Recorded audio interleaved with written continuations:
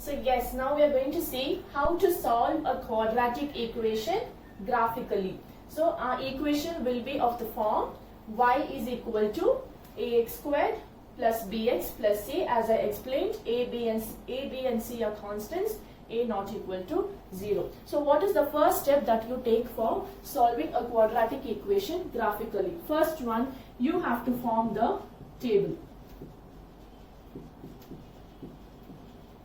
Form the table in the sense we will be having x values, then the equation ax squared, bx and c, and then the y values. We will be assuming values for x.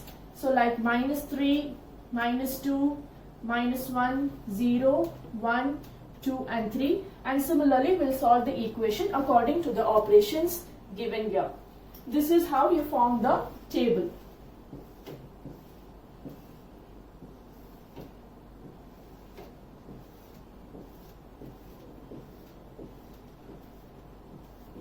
Now, after forming the table, when you do all the calculations, which I will be completely explaining in an example sum, now you have to just assume we are having some calculations over here and we have achieved at y points. So after finding out the value of y, you will have to take x value and y value and write as points. So this is the first step. After getting the points, the second step is you should plot the points on graph as it is given graphically and get the parabola and draw the parabola. So first thing, you form the table. Why you form the table? To do the calculations, you form the table, get the x and y value, and then when you plot the points, you get the parabola.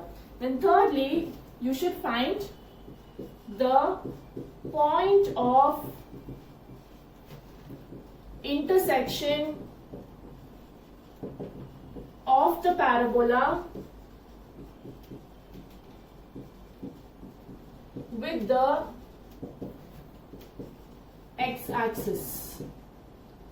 As I explained, the point of intersection of parabola. So when you draw the parabola, it is going to be like this.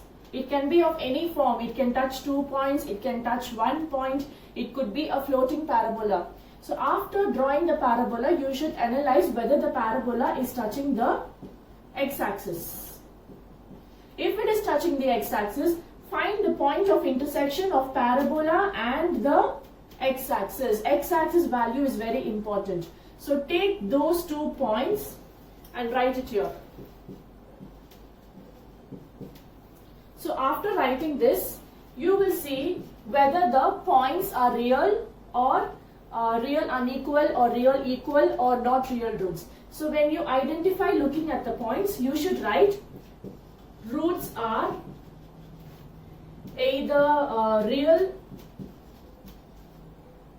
and equal or real and unequal, or if the parabola is floating, as I did in the previous diagrams, if the parabola is floating, it is above the x-axis, then that time you have to write no real roots. Next, the final step will be solution set. I'll write it here. The final step will be solution set. This is the most important step of everything. So how do you get the solution set? You should take only the x-axis points and write in the form of a flower bracket.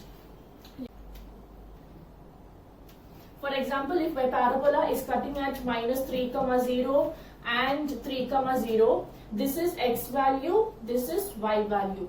So when I am writing the solution set, I should write as -3, 3.